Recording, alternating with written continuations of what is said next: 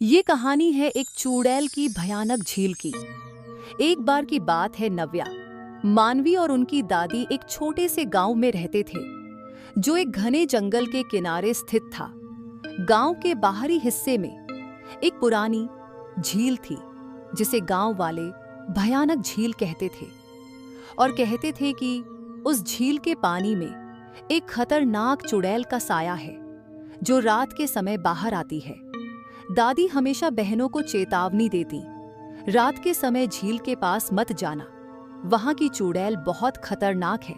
एक रात नव्या ने मानवी से कहा, चलो झील देख लेते हैं। यह सब बस गांव वालों की बनाई हुई कहानियां हैं।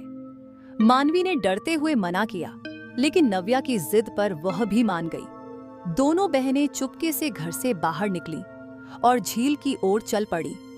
रात के अंधेरे में झील की ओर बढ़ते ही उन्हें अजीब ठंडक और सन्नाटा महसूस हुआ।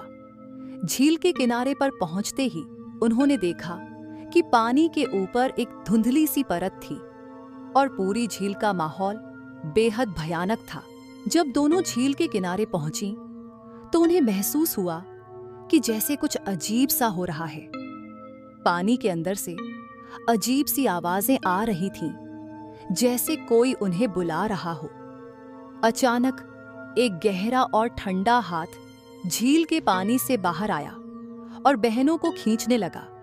दोनों बहनें चीखने लगीं और पानी की ओर गिर पड़ी। लेकिन झील के अंदर से एक चुड़ैल की भयानक परछाई उभर आई। चुड़ैल की आंखें लाल जल रही थीं और उसकी कटी फटी त्वचा पर से खून टपक रहा था। उसकी खौफनाक हंसी झील के चारों ओर गूंज रही थी। तुमने मेरी शांति को तोड़ा है। चुड़ैल की आवाज में गहरा खौफ था। नव्या और मानवी पानी से बाहर निकलने की कोशिश करने लगी, लेकिन जैसे ही वे बाहर आने लगी, चुड़ैल का हाथ उन्हें और खींचता जा रहा था। अचानक दादी झील के किनारे पर आ गईं। उन्होंने एक पुरानी ताबीज निकाली और मंत्र पढ़ना शुरू किया। ताबीज की चमक से चुड़ैल की चीखें और भी तेज हो गईं। चुड़ैल झील के पानी में धुंधलाती हुई चिल्लाती रही, तुम मुझे नहीं रोक सकते। लेकिन दादी की ताबीज की शक्ति ने चुड़ैल को झील के नीचे वापस धकेल दिया। चुड़ैल का खौफनाक साया धीरे धीरे पानी में समा गया। दादी ने दोनों बहनों को बाहर खींचते हुए कहा, मैंने तुम्हें चेतावनी दी थी। चुड़ैल का साया खतरनाक होता है और जो उसे छेड़ता है उसे भुगतना पड़ता है।